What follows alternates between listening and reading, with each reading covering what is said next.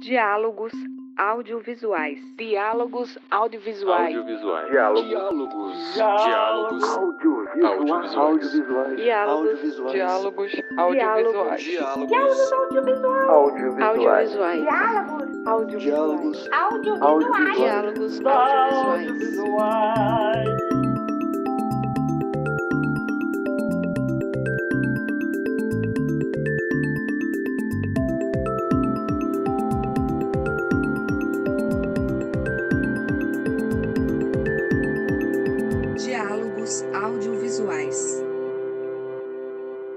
Olá, sejam bem-vindas e bem-vindos ao episódio 1 do projeto Diálogos Audiovisuais. Meu nome é Fábio Belotti, sou analista de audiovisual da Gerência de Cultura do Departamento Nacional do SESC e essa proposta é desenvolvida coletivamente pelos departamentos regionais do SESC nos estados do Acre, Bahia, Distrito Federal, Espírito Santo, Goiás, Maranhão, Mato Grosso do Sul, Pará, Pernambuco, Piauí, Rio de Janeiro, Rio Grande do Sul, Rondônia, Santa Catarina, Sergipe e Tocantins. Este projeto tem como objetivo investigar, propor ações formativas e debater por meio de temas transversais associações possíveis entre um filme que fez parte de edições anteriores da Mostra Sesc de Cinema com uma obra audiovisual que tenha vocações distintas do próprio cinema, assim como sua plataforma de exibição, podendo ser videoarte, videogame, videodança, videomapping, realidade virtual, videoclipe, registros etnográficos, registros de performance, dentre outros, por meio de edições temáticas.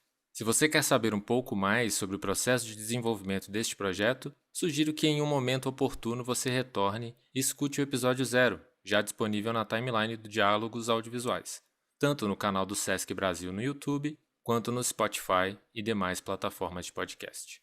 E neste episódio trataremos de dois temas paralelos e que necessariamente se encontram: os formatos analógicos e a preservação. Isso por meio do debate de temas e seus desdobramentos pertinentes a duas obras audiovisuais e uma ação formativa que irá concluir essa edição.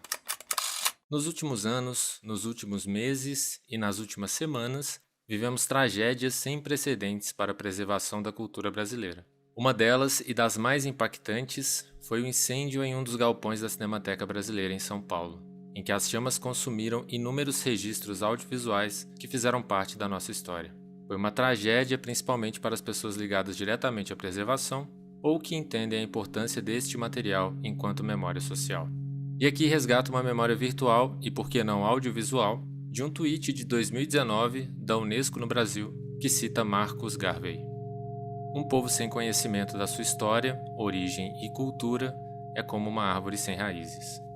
Na produção audiovisual contemporânea, observamos alguns fenômenos que envolvem os processos analógicos da imagem. Apesar da digitalização ter se tornado ao longo das últimas décadas um processo comum ao meio.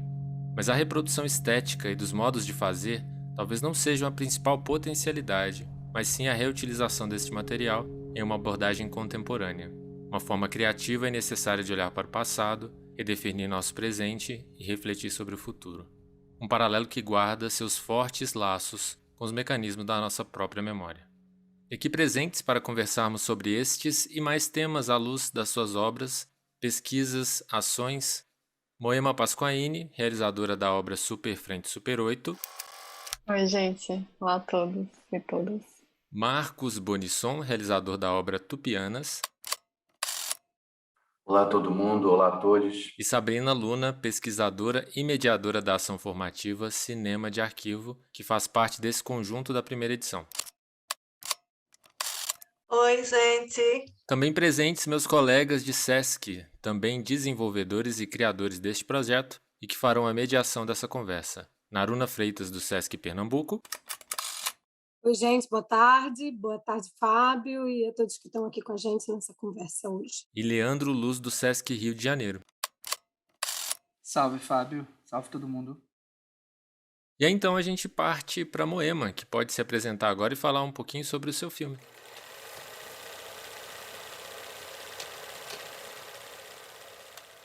Obrigada, Fábio. Como você falou, né, eu sou a realizadora do Super Frente, Super 8. Trabalho com cinema já há alguns anos.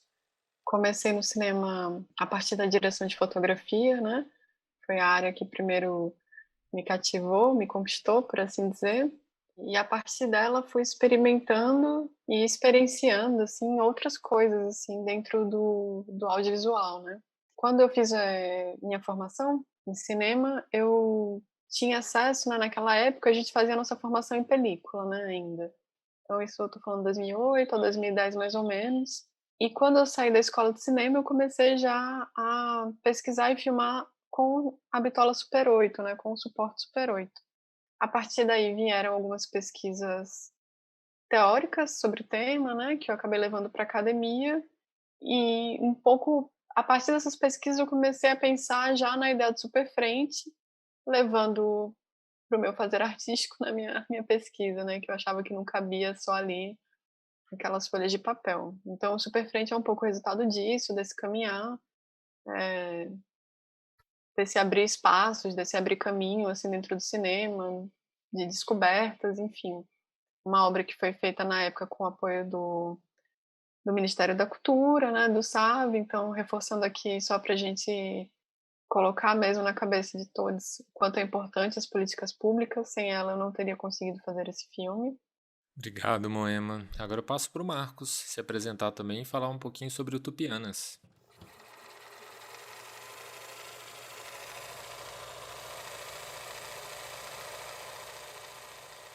Olá, Sesc, olá todo mundo, olá a todos. Meu nome é Marcos Bonisson, nasci e trabalho no Rio de Janeiro, vivi 10 anos na cidade de Nova York, dou aula atualmente na Escola de Artes Visuais do Parque Lage, sou mestre em Ciência da Arte pela UF, aqui no Rio de Janeiro.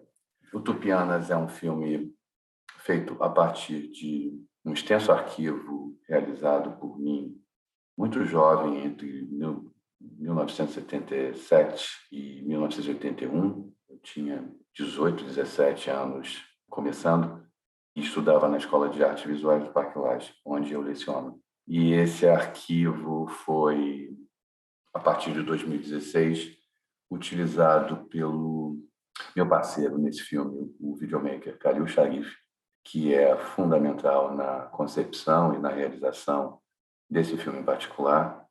É ele que vai dar um corpo, de algum modo, junto. Depois nós transformamos esse trabalho num filme-poema a partir de um material já existente, rodado no Super 8.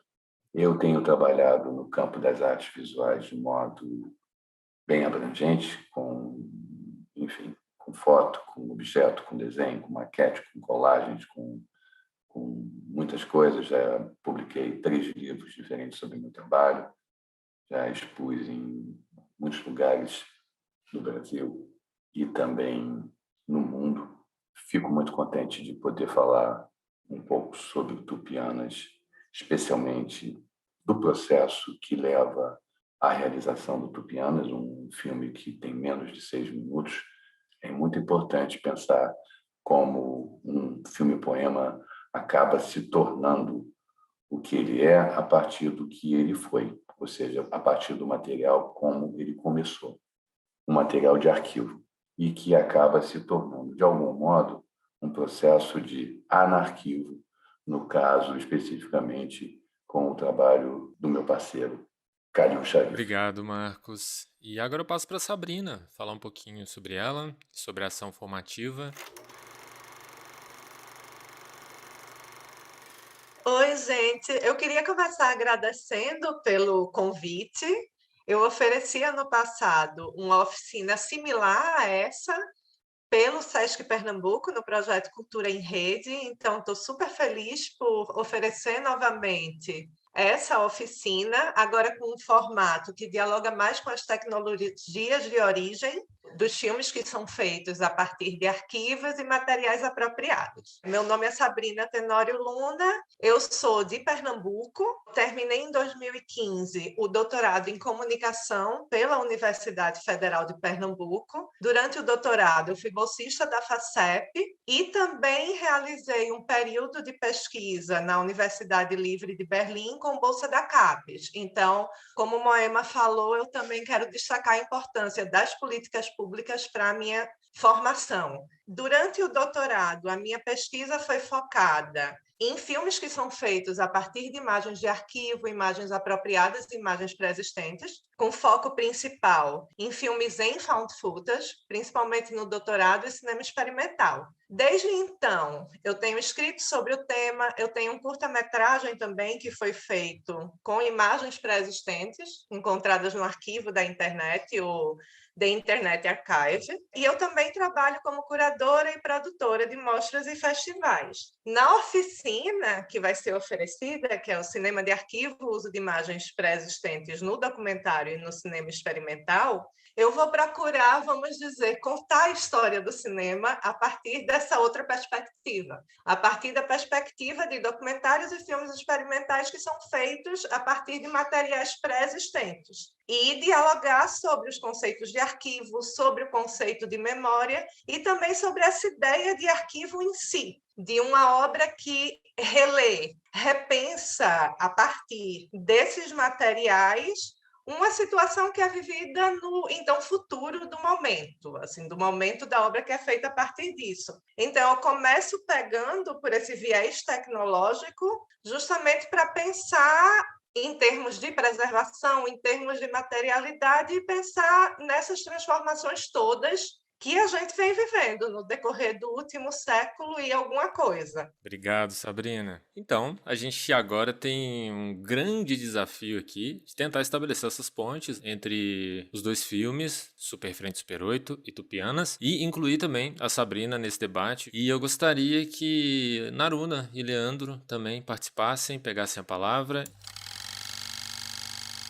Me chamo Naruna Freitas, trabalho aqui no SESC de Pernambuco. Sou instrutora de atividades artísticas aqui, lido com o audiovisual no estado e nas unidades do SESC, nas 17 unidades, onde a gente atua com essa linguagem. Em primeiro, assim, uma coisa que eu gostaria de trazer para a discussão, um comentário, talvez nem todos que estejam ouvindo agora esse podcast não saibam dessa capilaridade do SESC e de como será importante para a gente trazer essa discussão dos arquivos digitais e dessa preservação e trazer esse assunto nesse formato de discussão. A gente trabalha com arte, educação nas unidades, então todo esse material que compõe, que comporá o projeto Diálogos Audiovisuais, essas obras farão parte do nosso acervo de trabalho junto ao nosso público. Não só nesse momento de discussão, mas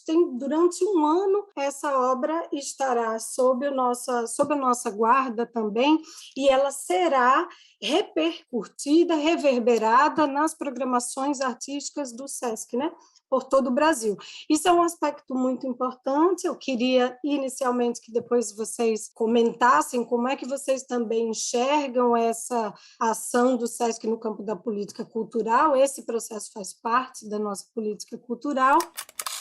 Eu fico com a seguinte curiosidade logo de início. A gente está vivendo uma explosão digital, né? A gente está agora numa espécie de produção em looping em que todos podem produzir imagens e sons, imagens e tudo. A gente vive essa explosão nesse momento por conta da pandemia da Covid-19, que nos colocou num lugar ainda mais esgarçado de produção de informação, de imagens e desse consumo, né? Como é que ficam essas possibilidades de imprimir um determinado arquivo no mundo e ativá-lo poeticamente? Digo imprimir no sentido de criar e garantir acesso sobre eles. Sobretudo, eu acho que é uma pergunta que fica no campo de como vocês pensam daqui para frente com essa explosão, sobretudo porque o trabalho de vocês vem dessa coisa do Super 8 e que tinha um processo de trabalho diferente desse que a gente vê agora no digital.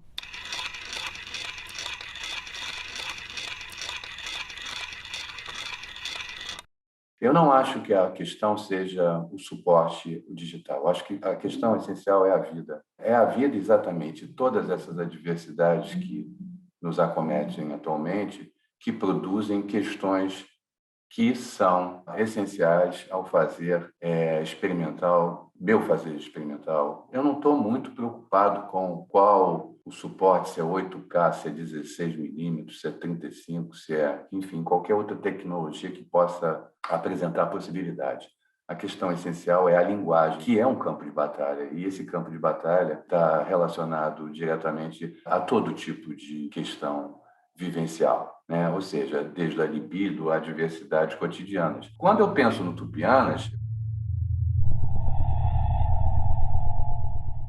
em um menino de 17, 18 anos, saindo pelo mundo, indo a Fortaleza, indo ao Nordeste, indo à Bahia, indo ao Sul e fazendo esses filmes que eram pensados essencialmente como filmes já feitos, não tinha muito essa ideia de editar uma bitola tão mínima, que é menos de 1 centímetro. Aquilo realmente nunca me fascinou. A ideia é simplesmente fazer o filme, picotá-lo, a ideia é de aproveitar tudo do rolinho de 50 pés de 3 minutos. Importante dizer que é ainda sob uma ditadura militar. Enquanto eu estudava no Parque Lage, havia um PM na porta da escola, na porta do parque.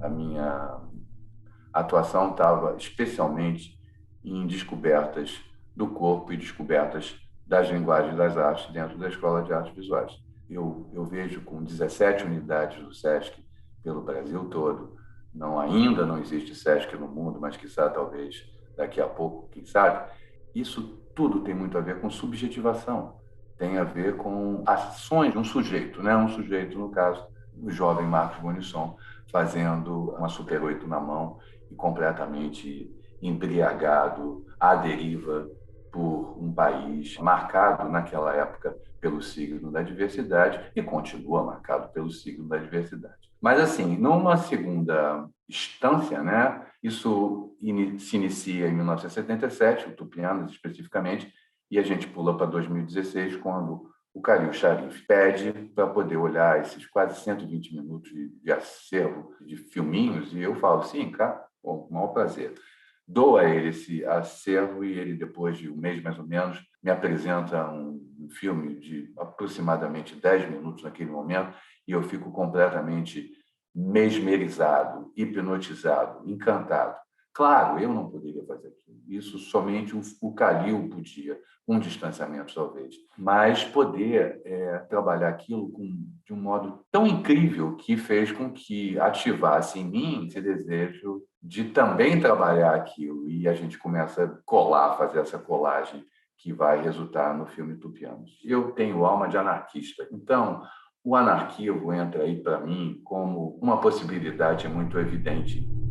Isso é um conceito da filósofa e da artista canadense Erin Manning, e eu fiquei encantado com a ideia de poder ler abertamente o ensaio da Erin Manning, me apropriar do que me interessa. Então, quando você menciona ativação poética, é exatamente isso. Não está escrito isso lá, mas ativação poética é como eu penso em lidar com um arquivo. E no momento dessa ativação poética, é como se fosse uma alquimia, e dessa alquimia se produz uma poética, né? Então, é justamente nesse momento que eu não vejo arquivos como morto, como desarquivos, eu vejo isso como anarquivo.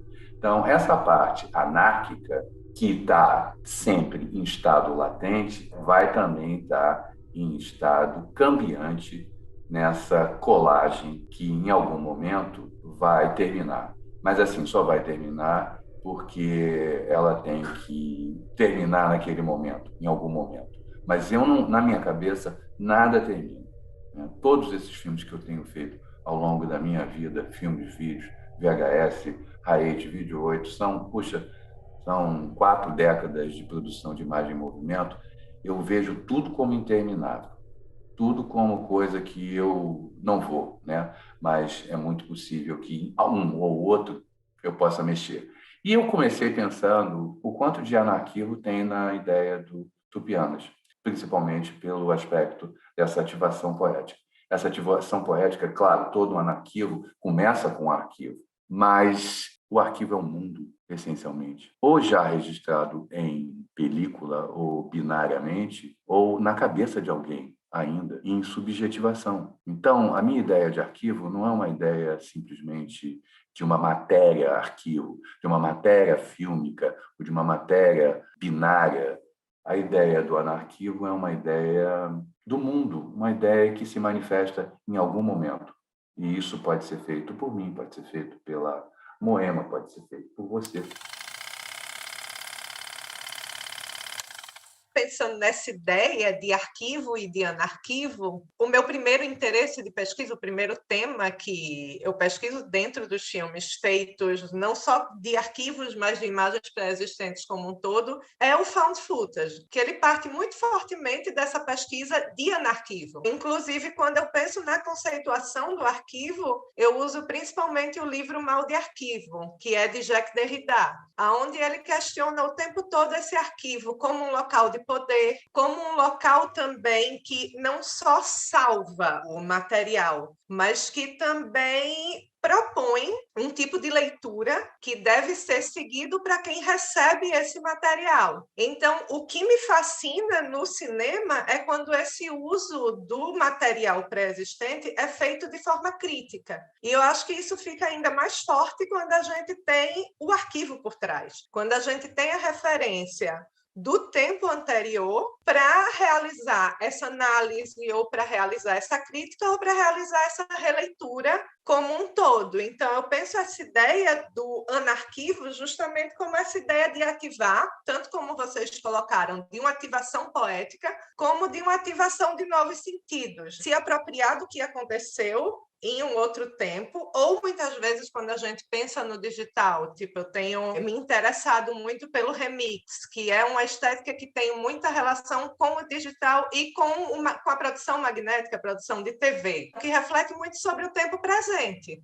Até nessa apropriação, esse uso anárquico do arquivo, mas que, na verdade, eu penso que vai para um outro lugar, porque ele muitas vezes não passa pela instituição. Eu acho que um dos grandes problemas do digital, e que a gente provavelmente vai resolver com o decorrer, porque quando a gente pensa no cinema, a gente também teve esse problema de arquivamento no começo do cinema. Muitos filmes do começo do cinema não tinham nem créditos.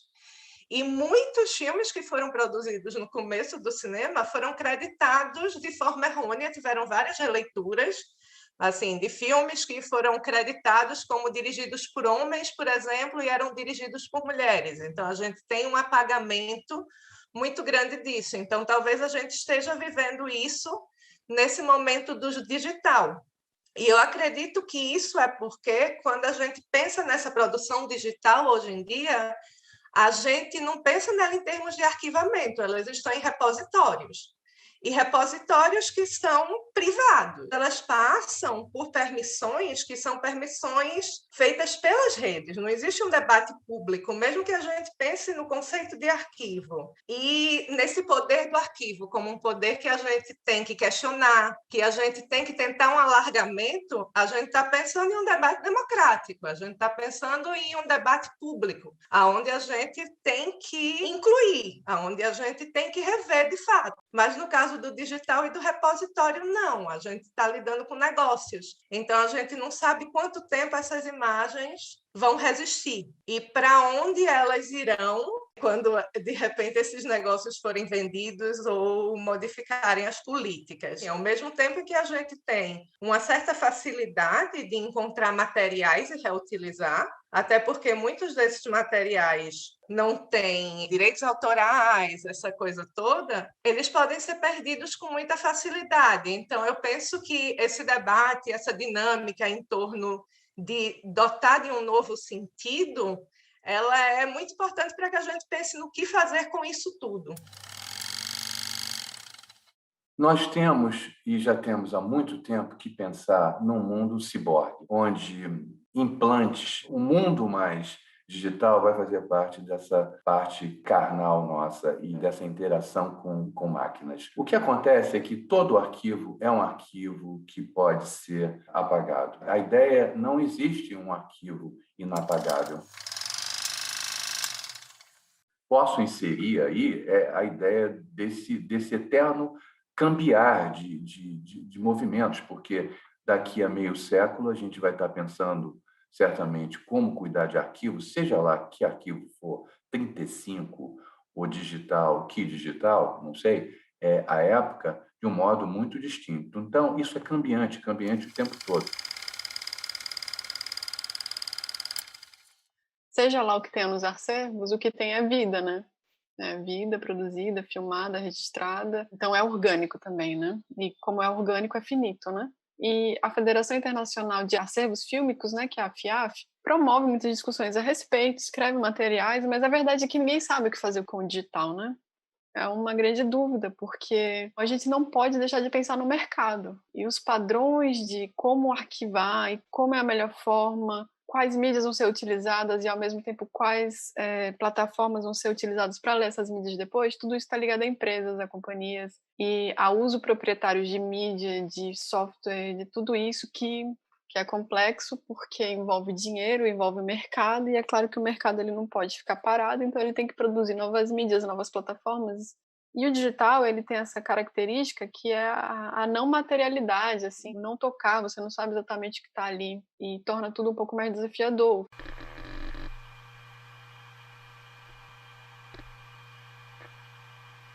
A gente não sabe exatamente onde estão os nossos dados, a gente nunca sabe isso, né? E aí a gente tem essa falsa impressão, né, essa falsa segurança, né, essa impressão de falsa segurança que plataformas como o YouTube, por exemplo, nos dão. A gente acha que está tudo lá no YouTube, né, o mundo está no YouTube, de fato está, mas pode não estar amanhã, né?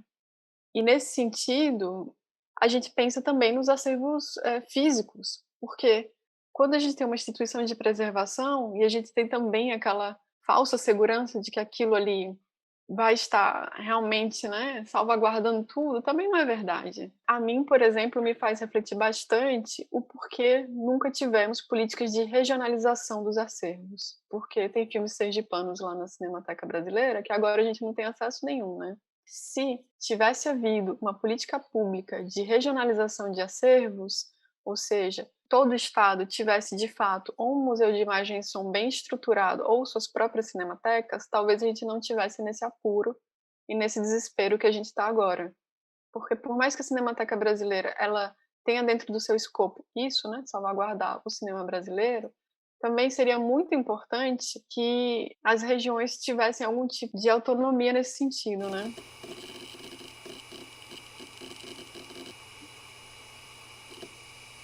A explosão digital, ela já está acontecendo e as apropriações, elas já estão sendo feitas a milhão, né? Independe aqui um pouco, claro, dos nossos trabalhos enquanto artistas, a gente pode falar a partir deles, mas, por exemplo, o exemplo do deepfake está aí, e aí as pessoas vão usar como elas quiserem usar, inclusive de maneira política para o bem e para o mal, né? Sobre esse projeto do Sesc, quando ele licencia nossos filmes, né, para que esses filmes sejam passados, eu me lembrei do Sérgio Sampaio, né, que ele tem uma música que chama Cada Lugar na Sua Coisa. Um livro de poesia na gaveta não adianta nada, lugar de poesia é na calçada. Os filmes estão aí para ter vida, né? Os filmes é como eu acho, assim, cada filme, depois que você sai do processo ali de feitura, você meio que desgarra do seu filme, da sua obra, tem uma vida própria que independe já um pouco de você, e os significados significantes que você gerar a partir dali é o que importa, né? É o que interessa. Então, nesse sentido, eu acho que essa ação do Sesc é muito importante. Me chamo Leandro Luiz, sou analista técnico de audiovisual da Gerência de Cultura do Sesc Rio e cuido de toda a programação, de toda a gestão, curadoria e ações das unidades aqui do estado do Rio. Antes de seguir esse fluxo, só fazer um adendo que a Moema citou a música Sérgio Sampaio, que eu achei uma citação incrível, até porque em determinado trecho posterior da música ele diz que é onde a pé vai, se gasta a sola. Eu acho que esse gastar da sola talvez tenha a ver um pouco com essa finitude desse arquivo todo que a gente está discutindo, então acho que a Moema foi precisa aí na escolha dessa canção. E isso aqui a gente está pensando só também nas obras em si, né? Quando a gente pensa no material bruto, por exemplo, pensar num documentário, por exemplo, que geralmente, né, tem uma quantidade de material gravado muito maior do que aquilo que, né, em geral, se resulta no produto final. O que se pensar desse material bruto também, né? E aí eu parti desse preâmbulo para que a gente pudesse tentar entrar um pouquinho nos filmes, mergulhar um pouco nessas narrativas que vocês criaram. e tentar se aproximar um pouco dos procedimentos narrativos que envolvem a montagem. Queria que vocês se debruçassem um pouquinho sobre isso.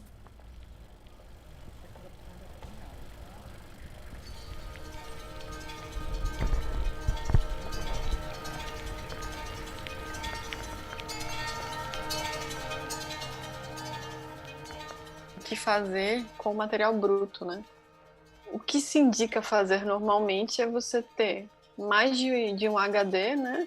Com material bruto, então você replicar esse material bruto e, se possível, aí jogar numa nuvem e, se possível, esses HDs você armazenar em locais físicos diferentes, né? Os princípios também de preservação, né? Que seja em locais físicos diferentes, para caso alguma coisa aconteça naquele lugar, você ter, né, aquilo replicado em outro lugar. Mas eu estou falando assim, é o básico, porém, quando você pensa em um filme, 2, talvez seja possível. Quando você pensa em 3, 4, 5, 6, 7, 8, 9, 10, e aí tudo começa a complicar, e essa coisa dessa organização, dessa catalogação também é dificílima. Tem muita coisa maravilhosa que fica de fora dos filmes, seja pelo que for, seja, enfim, são escolhas que são feitas naquele momento, mas que não quer dizer que o que não entrou naquele recorte não seja interessante, não seja importante, não seja inclusive até melhor, né? E penso que, por exemplo, a gente pode revisitar 1000 vezes a nossa obra e extrair dela 1000 coisas diferentes, né? Ou seja, o Super Frente Super 8 está montado desse jeito, mas se eu quiser remontar, eu posso remontar de outra e de outra.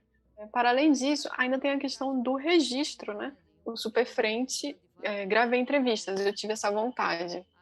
Não quis fazer muito um sistema Talking Heads ali no documentário, mas eu quis coletar esses depoimentos. E eu tenho esse material bruto, assim, meio um pouco arquivado dessa maneira que eu te expliquei, mas isso é um registro que enfim, por exemplo, aí uma fonte que participa lá do documentário, ela faleceu esse ano, sabe? Então tem lá uma entrevista completa com ela, uma grande artista, uma pessoa que eu admiro demais, e fico feliz que deu, assim, para guardar isso, assim.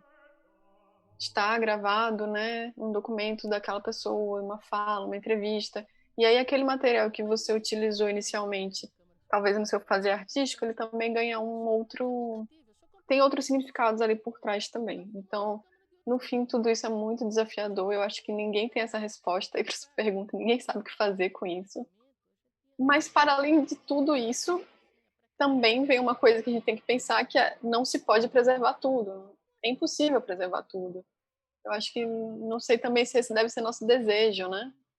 Simplesmente pelo fato de ser impossível mesmo. Acho que a gente tem que aceitar um pouco esse fato e entender também que, quando o acervo é criado e quando coisas são depositadas lá, também tem um serviço de curadoria ali interno, que normalmente funciona na parte de uma comissão, que também decide o que tem que ser descartado. E tudo isso são escolhas, e as escolhas muitas vezes são políticas. Eu acho que tem vários olhares que a gente pode gerar, né, a partir disso, sobre isso. E aí eu volto a falar, por exemplo, da regionalização. Por que será que a gente não tem aqui no Nordeste uma política pública de preservação ativa e contínua? Às vezes eu penso que é porque os nossos filmes não foram vistos como importantes, né, em suas feituras, em seus processos. Aí eu digo, me pega como se eu fosse um buquê de flores, um ramalhete, e me joga pro alto, para solteiras.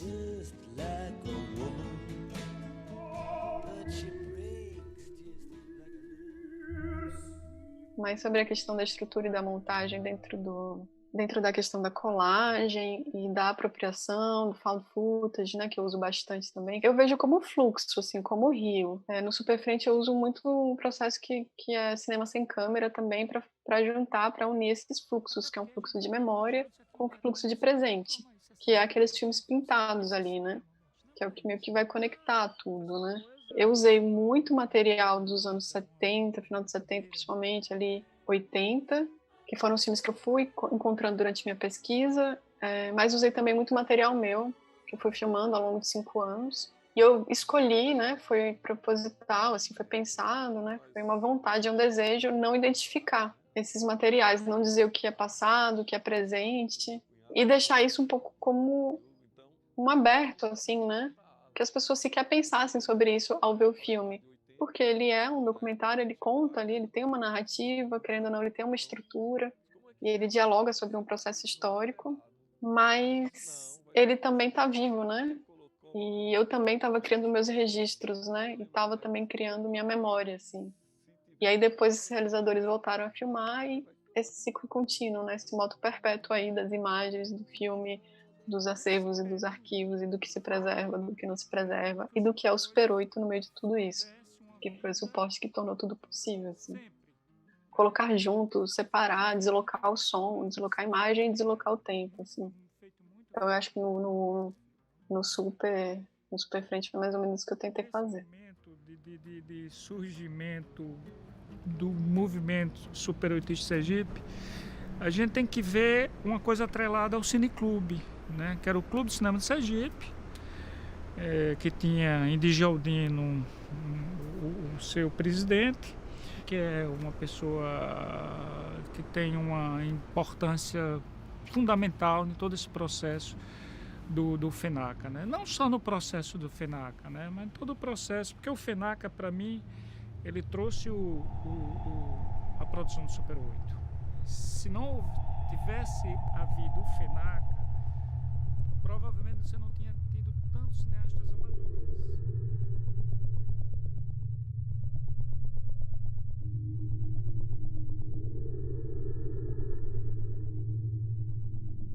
Em relação à colagem, eu acho que o seguinte, eu sempre pensei, montagem é uma coisa linear e colagem é não linear. E eu trabalho com algo não linear, sempre trabalhei com algo não linear. Então, a ideia da montagem, ela pressupõe certos aspectos narrativos, que eu diria romanescos, né, teleológicos, com começo, meio e fim, enfim, que determinam um telos, um fim, né, em narratologia. E colagem, quer dizer, pressupõe aí algo mais em zigue-zague, mais sinuoso. Gosto da ideia de Godard e de Hélio de Sica, de um material permitir que você faça 4, 5 filmes, o mesmo material. Eu acho isso absolutamente incrível, assim, porque eu tenho muito essa mesma visão. Acho que você pode usar uma parte do teu material aqui, e pode usar também uma parte do teu material lá, e, enfim, isso é uma coisa muito de quem trabalha com filme experimental, né?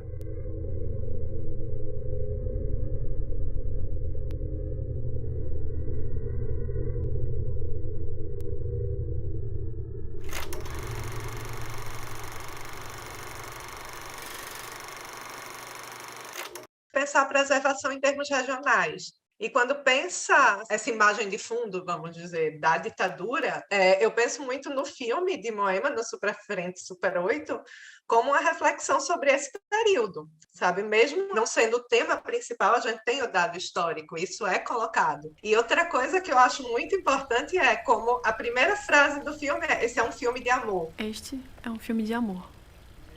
Com a participação. Então, quando a gente pensa justamente nessa analogia com o cinema amador, que vem justamente dessa palavra, do amor, mas vem também de toda uma formação capitalista que define o que é profissional e o que é o amador, eu associo muito com essa produção que a gente tem aqui no Nordeste, que eu vi forte no filme de Moema e penso aqui na produção pernambucana também. A gente tem um ciclo de Super 8 nos anos 70 e 80, que é muito forte, foram, acho que cerca de 40 filmes e obras extremamente transgressoras e que, ao mesmo tempo, pensam em uma estética própria. Não é um exercício amador, é um exercício de experimentação, de criação, a partir dessa bitola. Quando a gente pensa, vindo aqui para Pernambuco, nos filmes de Jomar Muniz de Brito, por exemplo, são obras extremamente importantes para a cinematografia de Super 8, sabe? E que estão justamente com esse pano de fundo do que está acontecendo, da ditadura, de você estar no Nordeste do Brasil.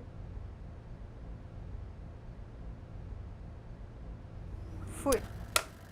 Eu acho muito importante, assim, que a gente reflita mais sobre o papel dessas estéticas mesmo para pensar nesse período. E eu vejo isso em todas essas obras, como Marcos coloca também, no momento em que as imagens de Tupianas são captadas, o Brasil está passando por um momento de ditadura. Então, todo esse diálogo que vem a partir dessa bitola, a partir desses arquivos, desses materiais. Se comportam conforme o andamento e o posicionamento desses elementos.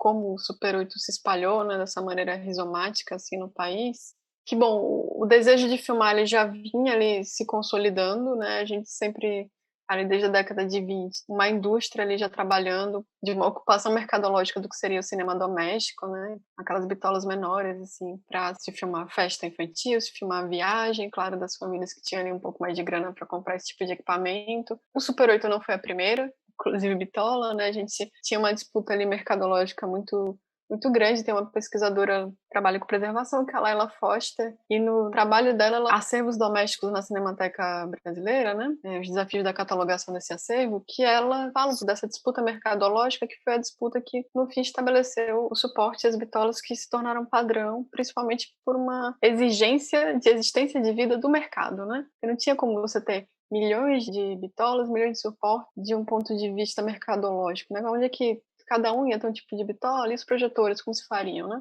Então tem esse ponto, assim, que quando o Super 8 chega, o filmar, ele já estava um pouco ali, né? Sendo difundido enquanto fetiche, enquanto desejo mesmo, né? Porém, foi através do Super 8 que houve um pouco, né? Esse início de democratização, né?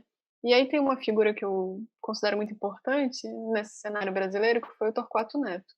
E aí eu tô falando isso porque a Sabrina trouxe essa questão da ditadura militar, né? O Torquato falava muito isso, ele falava, o cinemão não vai mostrar o que a gente vive, né?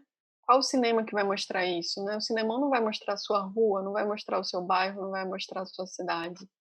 Quando o Super 8 ele vem para o Nordeste, né? Digamos, não vem, quando as pessoas do Nordeste começam a se apropriar do Super 8 também, a gente vai ter um rompimento, assim, né? Uma apropriação brusca, que é de colocar e de ser visto, né? Porque Sergipe, por exemplo, né, vou falar aqui no meu estado, estava fora do eixo, né? Quando as pessoas começam a se filmar, elas começam a entender essa coisa, primeiro da representatividade, de se ver, de ser visto.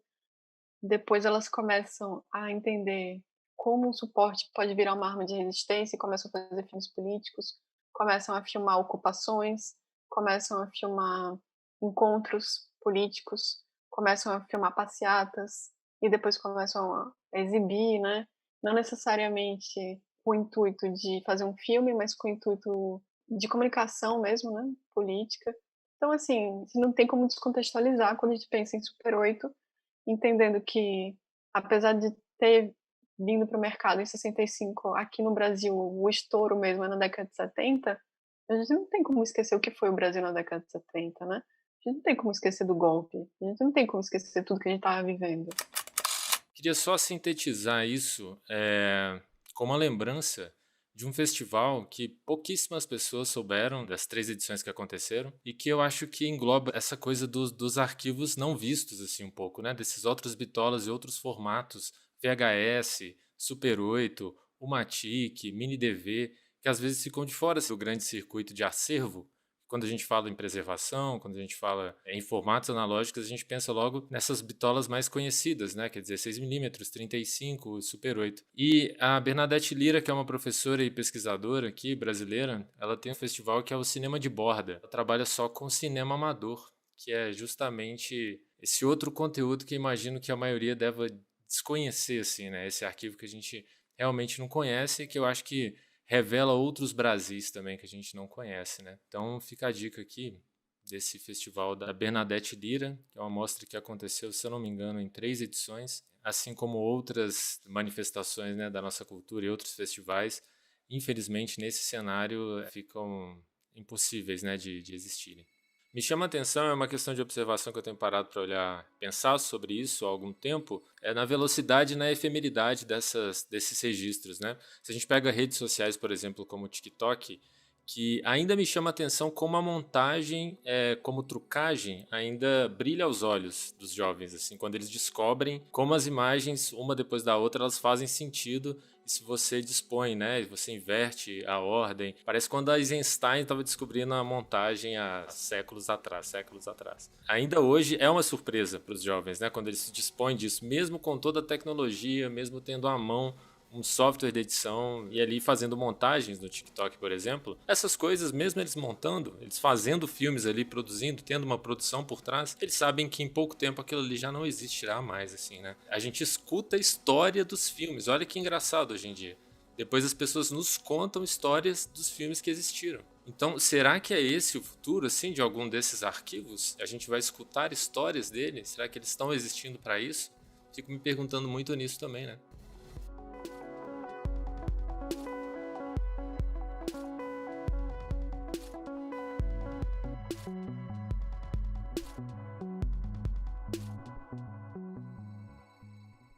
É que eu vou passar a palavra agora para vocês, uns um minutinho assim para as considerações finais e se despedir.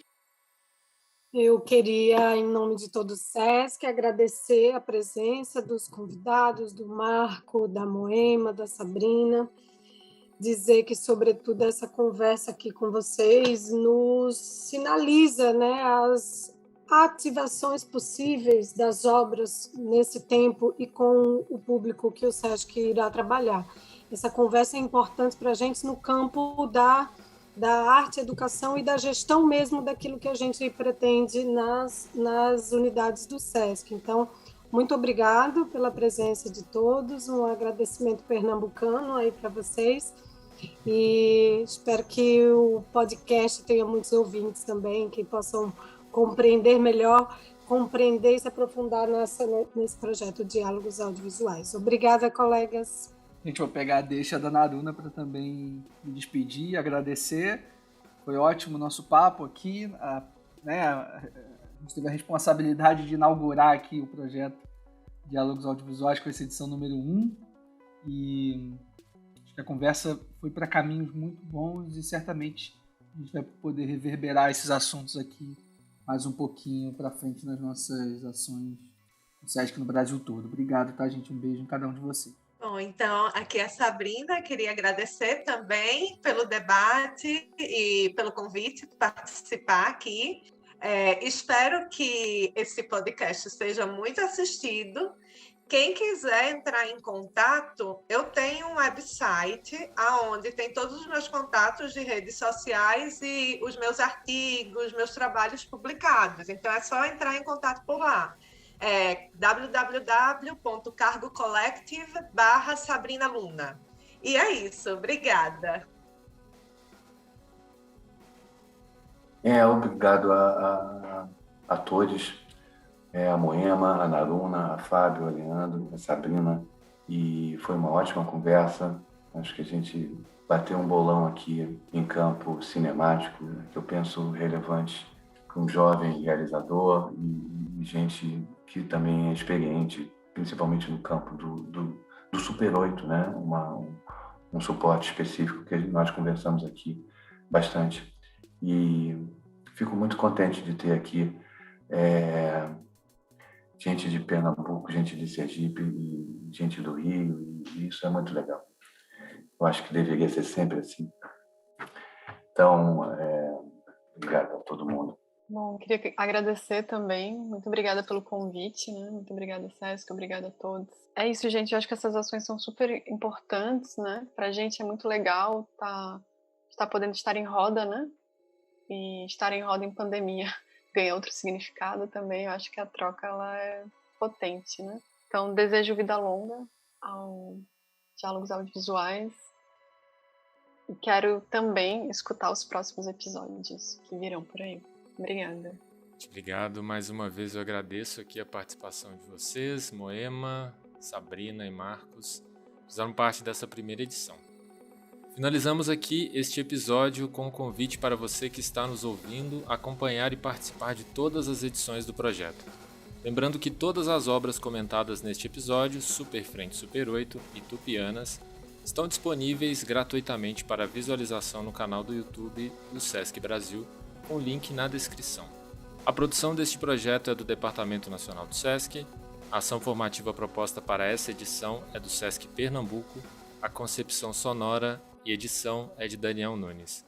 E a distribuição nas plataformas de podcasts é do SESC Rio de Janeiro. Um abraço, aproveitem os filmes, boas sessões e até a próxima.